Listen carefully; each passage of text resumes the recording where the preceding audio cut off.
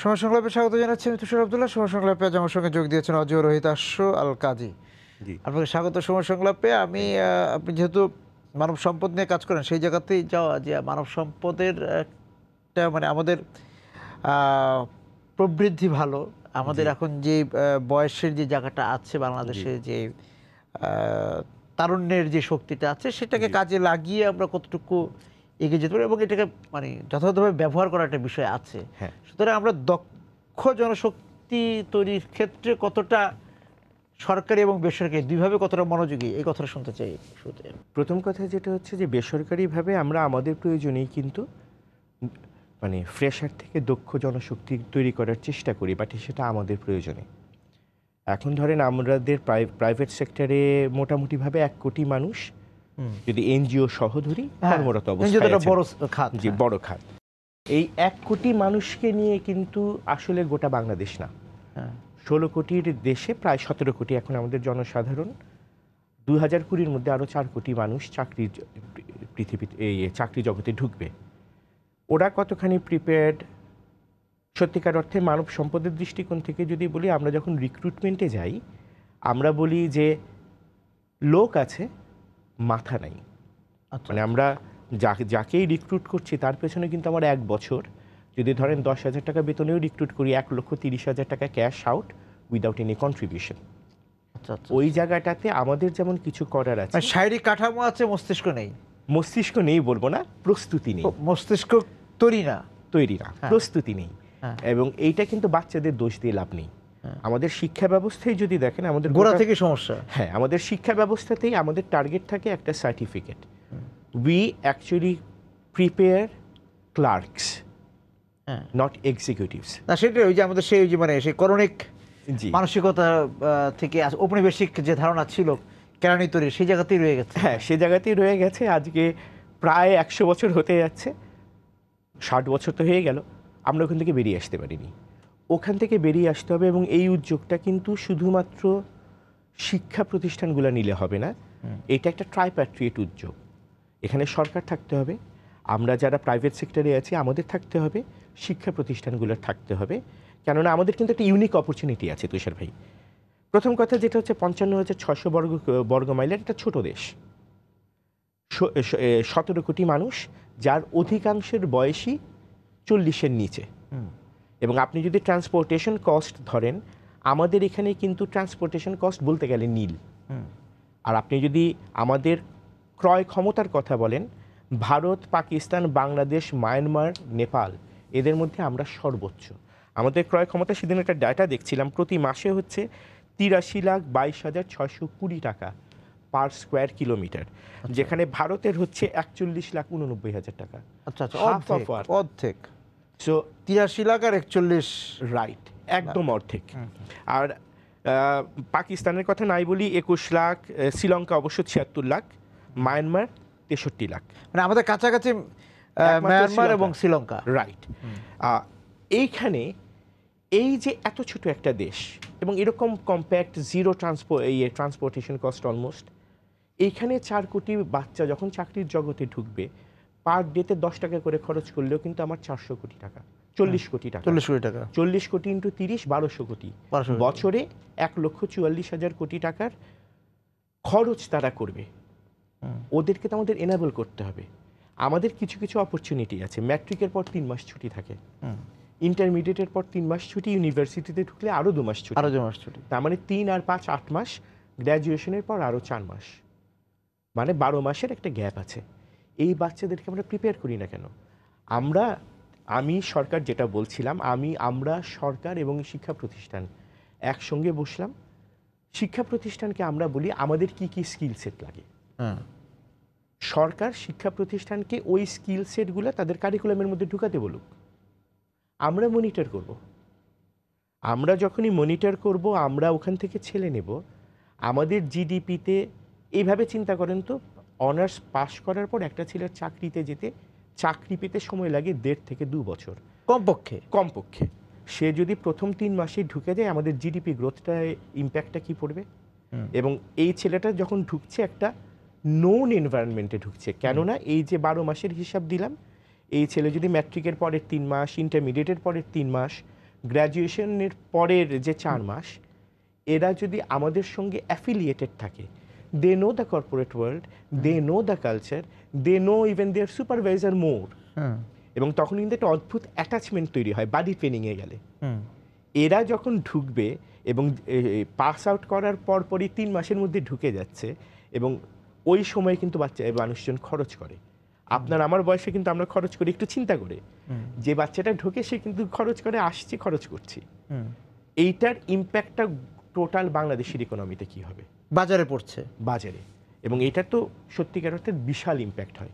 1,44,000 কোটি টাকা এটা তো তারা খরচ করছে, এটা তো 10 টাইমস ইম্প্যাক্ট পড়বে মার্কেটে। ওই চিন্তাটা কিন্তু আমাদের নাই, এবং আমাদের 3 পক্ষর আসলে এই সময়ে একসাথে বসার সময় এসছে।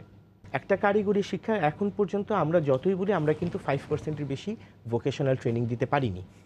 এখানে আমার একটা জিনিস আছে, আমরা মধ্যপ্রাচ্যে যে শ্রম রপ্তানি করি, আমরা কিন্তু 600 রিয়ালের মধ্যে সীমাবদ্ধ থাকি। একাজবে আমি ঠিক আপনি যে জায়গাটা আসলেন এই জায়গাতে আমি বিরতির পর যেতে চাচ্ছিলাম, এবং যাবো তাই এই জন্য একটু বিরতিতে যাচ্ছি। ফিরে এসে ওই জায়গাতে যেতে যাচ্ছি যে আমরা অদক্ষ পাঠিয়ে দিচ্ছি। জি হ্যাঁ, কিন্তু আমি যদি আমরা যে 3টা ধাপের কথা বললাম সেখানে কিছু শিক্ষা কারিগরি জ্ঞান অল্প স্বল্প দিলে তারা অদক্ষ হিসেবে যেত না, অদক্ষ হলে নেগোশিয়েট করতে পারতাম। সেই জায়গাতে তাদের ওই যে আবার আমরা ওই যে বাজারে তাদের যে প্রভাব পড়বে সেই জায়গাটা একটু যাবো, একটু বিরতি থেকে এসে। তো সময় সংক্রামে বিরতিতে যাচ্ছি, ফিরে এসে কথা হবে। সঙ্গে আছেন অজয় রোহিত আশ্ব কাজী।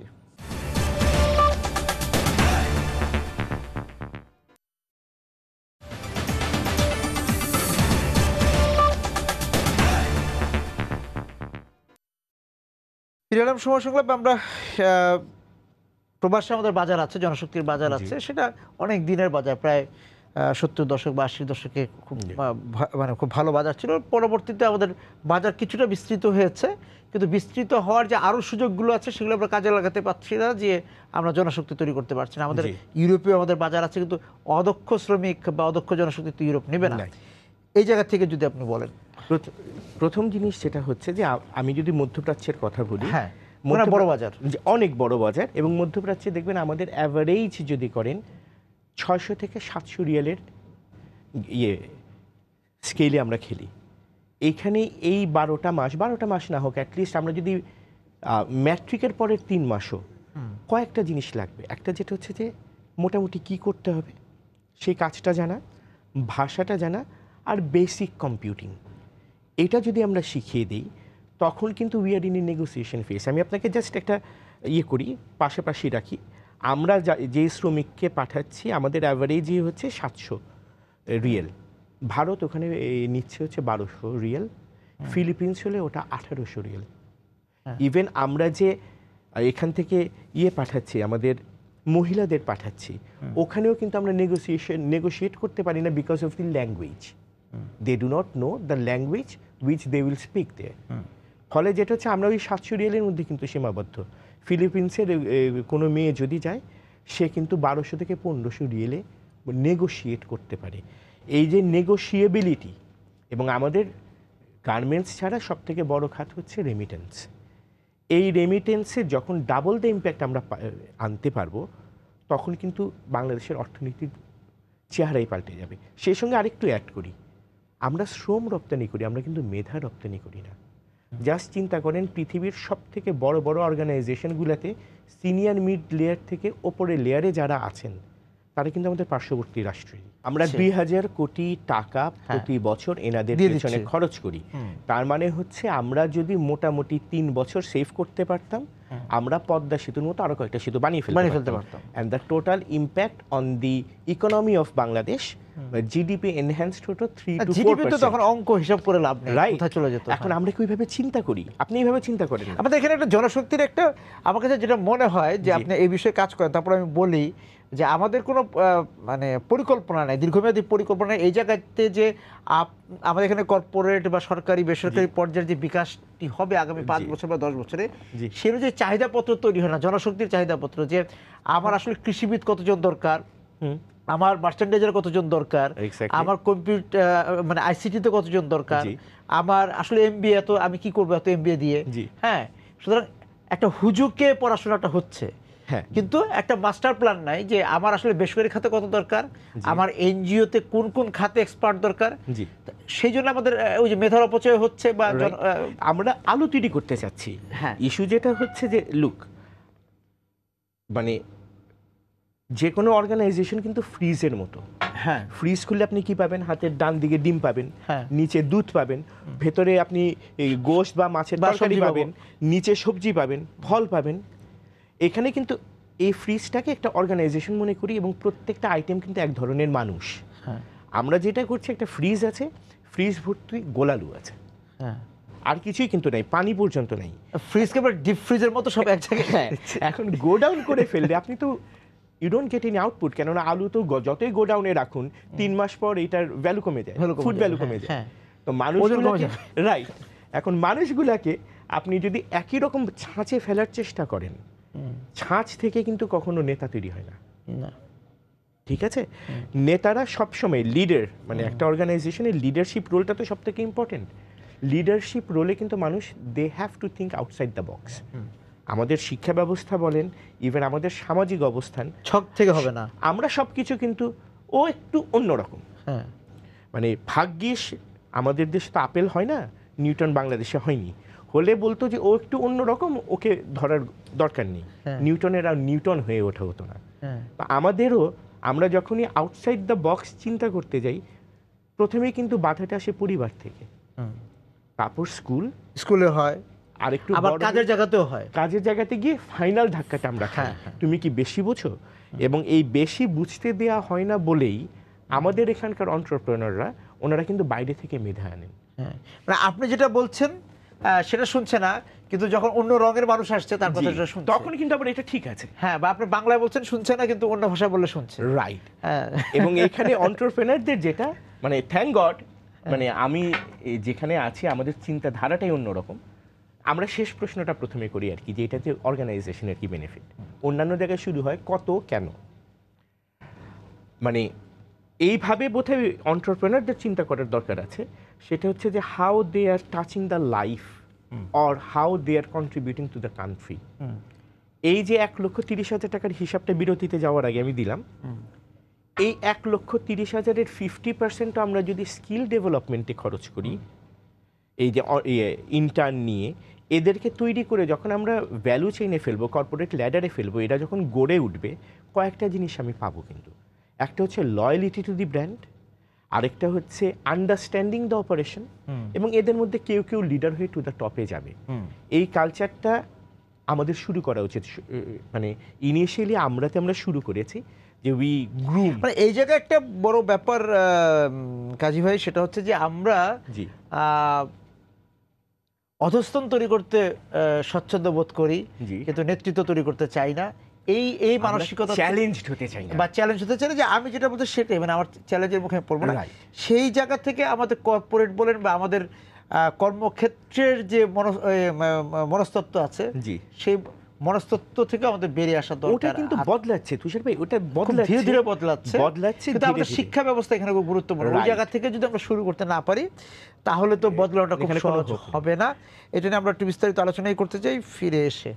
দর্শক, সময় সংলাপে বিরতিতে যাচ্ছে, আবার ফিরে এসে কথা হবে। সঙ্গে আছেন অজিয় রোহিতাশ্য আল কাজী।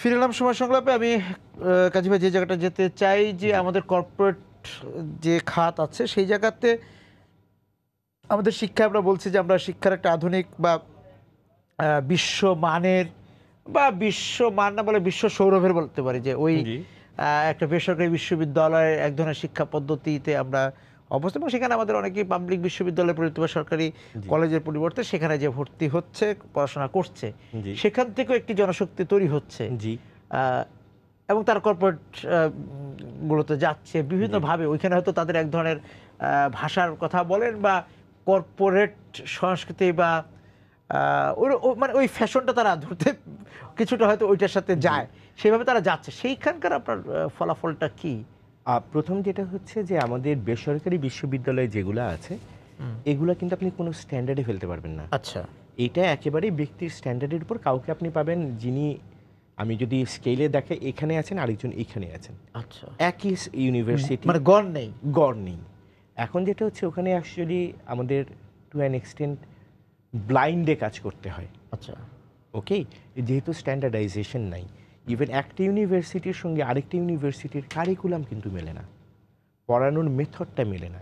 এইখানে যেটা হচ্ছে আমাদের সত্যিকার অর্থে তখন হয়তো বা প্রয়োজন ছিল, বাট যেই হারে বিশ্ববিদ্যালয় হয়েছে তাদের, মানে আমি বলবো তাদের উপর মানে অ্যাটলিস্ট কারিকুলামের ক্ষেত্রে এবং পাঠদানের ক্ষেত্রে ওই ধরনের কোনো স্ট্যান্ডার্ড আমরা মেনটেন করতে পারিনি।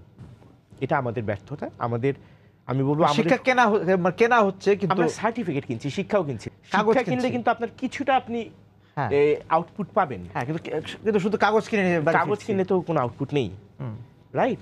ওই জায়গাটাতে কাজ করার আছে, এবং ওই জায়গাটাতে আমি বারবার একই জায়গায় যাব আসলে, যে সরকারের, আমরা যারা বেসরকারি ইয়েতে আছি, অর্গানাইজেশনগুলোতে আছি, আমাদের এবং শিক্ষা প্রতিষ্ঠানগুলোর বসা উচিত একসাথে, যে what is the need of the industry, how they are to prepare the kids in their universities, and how they would deliver. এখন ধরুন ছোট্ট একটা উদাহরণ দিই, আপনি যখন বিজনেস করেসপন্ডেন্সে যাবেন, ইউ ডোন্ট পুট কমা। আপনি ধরেন ডিয়ার অজেয় লিখে আপনি কমা দেবেন, ইটস কোলন। এটা কিন্তু খুব ছোট্ট একটা ইস্যু।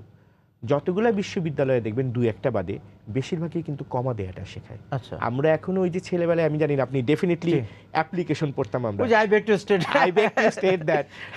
এখনো আমরা ওই জায়গাটাতে আছি। আচ্ছা, হ্যাঁ, ওই ফরম্যাটটা ভেঙে না দিলে, এবং ওখানে খেয়াল করবেন আই বেগ টু স্টেট দ্যাটের উপরে কিন্তু ডিয়ার স্যার কমা, হ্যাঁ, ওই কমার সিস্টেম থেকে বেরিয়ে না আসা হলে, আর আমাদের শিক্ষা আর ব্যবস্থা, যে বেগ শব্দ থেকে যদি আমরা বের না হতে পারি, হ্যাঁ, ওই বেগ আমরা এখনো করে যাচ্ছি। তো ওখান থেকে বেরিয়ে আসতে না পারলে কোনো ভবিষ্যৎ, মানে এইভাবে আপনি করতে পারবেন না।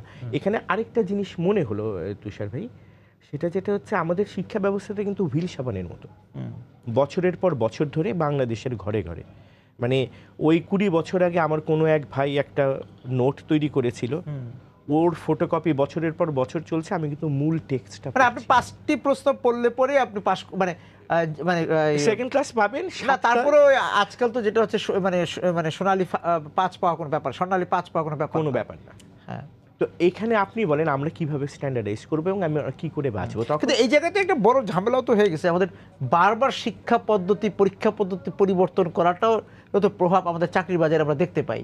জি, ভয়াবহ পড়ে। এবং আসল ব্যাপার যেটা হচ্ছে, আমরা না খুব আপৎকালীন সমাধান দিই, হ্যাঁ, মানে দীর্ঘমেয়াদে যাই না। দীর্ঘমেয়াদে যাই না। আমরা এইভাবে কি চিন্তা করি 2050-এ, তুষার ভাই, 2030-এ গোটা পৃথিবীর অর্থনীতি নিয়ন্ত্রিত হবে চায়না এবং এই সাবকন্টিনেন্ট, যেহেতু আমাদের ওয়ার্কফোর্স এবং কনজিউমিলিটি বেশি। এই কনজিউমার কেন্দ্রিক এই 2025, 30, 50-এ আমাদের কি লাগবে? Do we know?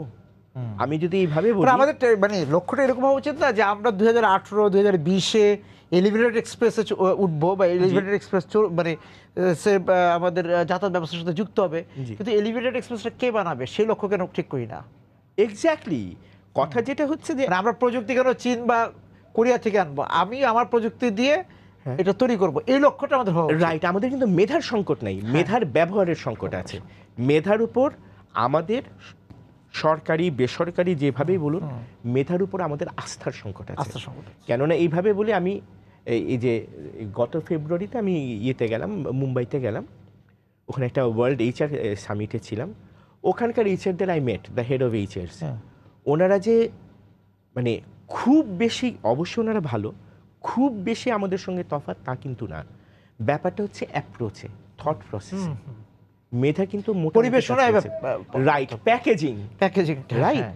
ওই জায়গাটাতে আমরা কিন্তু কাজ করি না। ওই জায়গাটাতে আমাদের শিক্ষা প্রতিষ্ঠান থেকে শিখিয়ে দেওয়া উচিত যে প্যাকেজিংটা এই হবে, তোমার থট প্রসেস এই হবে। এটা আরেকটা কারণ কি, এইটা যে মানে আমাদের ফার্স্ট, মানে প্রথম প্রজন্ম কর্পোরেটে, এই জন্য যে আমরা প্রথম প্রজন্মের যে কর্পোরেট, সেই জন্য আমরা এই দোদুল্যমানতে আছি। আমরা আস্থা রাখতে পারছি না, এই যে আপনি পরিবেশনের কথা বললেন যে এই যৌক্তিকতাটা আমি নেব তুষার ভাই। হ্যাঁ এই মানে এটা একটা হয়তো যুক্তি, হ্যাঁ, এটা একটা যুক্তি, হ্যাঁ, কিন্তু চূড়ান্ত না। চূড়ান্ত না কেন? আমরা শুধু ফার্স্ট জেনারেশন যে এক্সিকিউটিভস তা কিন্তু না, হ্যাঁ আমরা বেশিরভাগ ক্ষেত্রে ফার্স্ট জেনারেশন এন্টারপ্রেনার, হ্যাঁ রাইট? সেকেন্ড জেনারেশন ডেফিনেটলি ওনারা বাইরে পড়াশোনা করে করে আসছেন, এসছেন। অনেক বেশি ওপেন মাইন্ড নিয়ে আসছেন, কিন্তু যখনই এখানকার ছাঁচে পড়ে যাচ্ছেন ওনারাও কিন্তু জানলাটা আস্তে করে আটকে দেওয়ার চেষ্টা করেন। আচ্ছা so it is the overall environment. এবং আরেকটা জিনিস যেটা হচ্ছে আমরা ধরে নেই যে হয়তোবা ইফ উই ওপেন আপ এটা আমার জন্য খারাপ। আমি যদি এমন কিছু বলি which doesn't go with it, বোকা বোকা হয়ে যাচ্ছে। ওয়্যারএজ ওই বলার সাহসটাই কিন্তু অ্যাকচুয়ালি আলাদা করে দেয় আপনাকে ফ্রম আদার্স, রাইট? অ্যান্ড যে কোনো অর্গানাইজেশনে ডিসিশন মেকিংটা কিন্তু ফ্রম আইডিয়াস আসে, রাইট? এই আইডিয়াটা আমরা বলতে স্বাচ্ছন্দ্য বোধ করি না যখন এটা আউট অফ দ্য লাইন হয়ে যায়, ওইটা শেয়ার করার গাছটা দেয় কিন্তু ইনস্টিটিউশন। এই জায়গাটা মানে খুব গুরুত্বপূর্ণ বিষয়, আমার খুব পছন্দের বিষয় আইডিয়া শব্দটা। আমি সেই জায়গাটায় আসবো এটা বিরতি থেকে এসে। দর্শক সময় সংলাপে বিরতিতে যাচ্ছি, ফিরে এসে কথা হবে। সঙ্গে আছেন অজি ও রোহিত আশু আল কাজী।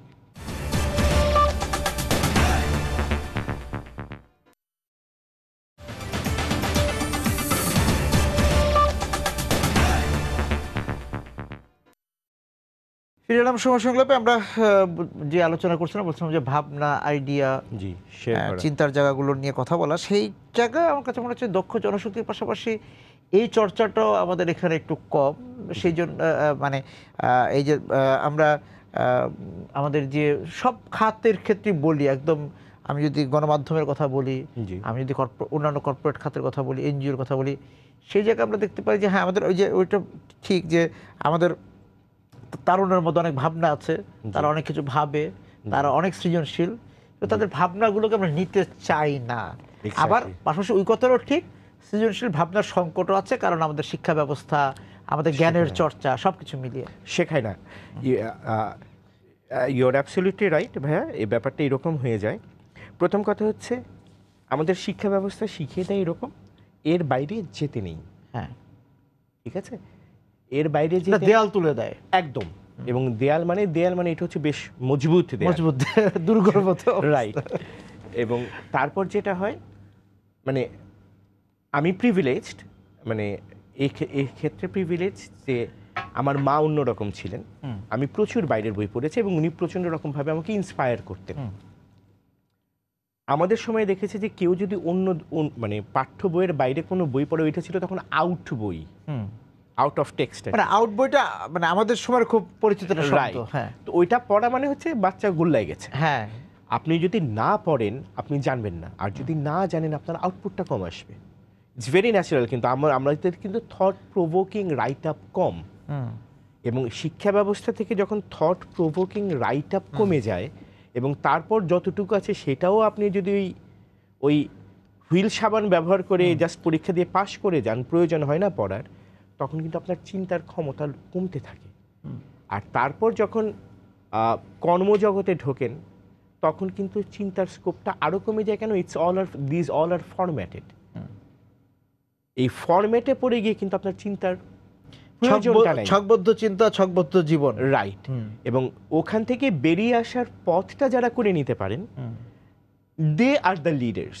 এবং আনফরচুনেটলি এই ধরনের ফরচুনেট মানুষের সংখ্যা যিনি কম। নেতৃত্বে যাবেন বা যে ভালো, যে মানে ভালো বলতে হচ্ছে যে কিছু করবে সে ছক ভেঙেই করবে, রাইট। কিন্তু ছক ভাঙাটাকে আবার আমরা পারতপক্ষে অ্যালাউ করতে চাই না, হ্যাঁ, হ্যাঁ। কারণ ইটস এ ডিসিপ্লিনারি গ্রাউন্ড। হ্যাঁ, এইখানে কিন্তু একটা প্যারাডক্স, একটা দ্বন্দ্ব আছে, রাইট, যে এখান থেকে বেরিয়ে আসার উপায় কি? ওইটাও ঠিক। শৃঙ্খলার মধ্যে থেকে, শৃঙ্খলা এক ধরনের শৃঙ্খলার মধ্যে থেকেই ছক ভেঙে ভেঙে এগিয়ে যেতে হয়। এই ছক ভাঙারও একটা শৃঙ্খলা আছে। হ্যাঁ, অবশ্যই অবশ্যই সবকিছুর মধ্যে তো একটা শৃঙ্খলা আছে। হ্যাঁ, কিন্তু কথা যেটা হচ্ছে যিনি ভাঙবেন উনি কিন্তু ওই ভাঙার শৃঙ্খলা বোধটা মেনটেন করাটা ডিফিকাল্ট। তবে আরেকটা ধারণা আমাদের তরুণদের মধ্যে কিছুটা কমেছে বলে আমার মনে হয়। আমি জানি না আপনি আপনার ধারণাটা কি, যে একটা সময় ছিল আমাদের তরুণদের মধ্যে ছিল যে বিদেশমুখিতা, যে তারা বিদেশে চলে যাবে, বিদেশে থাকবে, সেই জায়গা থেকে তারা এখন দেশেই কিছু করতে চায়। হ্যাঁ, মানে সেই জায়গাটা একটু বদল ঘটেছে মনে হয় চিন্তার জায়গায়। এটা অনেক বদল ঘটেছে। মানে আমাদের সময়, মানে আমি যখন অনার্স পাস করলাম আমাদের সময় একটা ট্রেন্ডই ছিল যে আমি আমেরিকা যাব। হ্যাঁ ইউরোপ বা আমেরিকার কোথাও বেসিক্যালি আমেরিকা না হলে কানাডা, অস্ট্রেলিয়া, লন্ডন, এরকম একটা ট্রেন্ড ছিল। ওটা নেই কিন্তু একটা কারণে। প্রথম কথা হচ্ছে টোটাল গ্লোবাল ইকোনমির যে এটা মেল্টিং ডাউনটা, এটাতে একটা ভালো, সেখানে যে মেরুকরণটা হয়েছে, এটা আমাদের ভালো একটা শিক্ষণীয় ছিল আমাদের জন্য। অনেকেই বাংলাদেশে ফেরত এসেছেন যারা চলে গিয়েছিলেন। আর সেকেন্ড জিনিস যেটা হচ্ছে, আপনি এইভাবে চিন্তা করুন না, যখন আমরা বাচ্চাদের প্রোভাইড করতে না পারি, ওরা কিন্তু নিজেদের ব্যবস্থাটা করে নেয়। আপনি এইভাবে চিন্তা করেন, আজ থেকে 15-20 বছর আগে তুষার ভাই কয়টা ফুডকার্ট দেখেছি আমরা? ছিল না। কিন্তু এখন একটা বাচ্চা বসে আছি, কিছু করার নেই, একটা ফুডকার্ট দিই, he is productive in his own means. এই অপরচুনিটিগুলো খুলে যাওয়াতে, এবং এখন যেহেতু কনজিউমার ইকোনমিতে আমরা ঢুকে গেছি, বেশ ভালোভাবেই ঢুকেছি, এবং কনজিউমার ইকোনমির মেইন জিনিসটাই হচ্ছে ভোক্তা। হ্যাঁ, আপনি কন্টিনিউয়াস কনজিউম করতে থাকবেন। আগে কিন্তু আমরা ওই ফুচকা ছাড়া রাস্তার খাবার খেতাম না, এখন কিন্তু আমরা প্রচুর খাই। না মানে ফুচকার ঝালমুড়ি ছিল আমাদের, রাইট। এখন কিন্তু ফুডকার্টের উপর আমাদের ডিপেন্ডেন্সিটা আছে। খিলগাঁয়ে তো ফুডকার্ট 2 রাস্তায় সুন্দরভাবে সাজিয়েই রাখে। এই যে কালচারাল চেঞ্জটা, এইটা কিন্তু টু অ্যান এক্সটেন্ট বাচ্চাদেরকে হয়তোবা বাইরে যাওয়ার চিন্তার থেকে বার করে নিয়ে এসছে।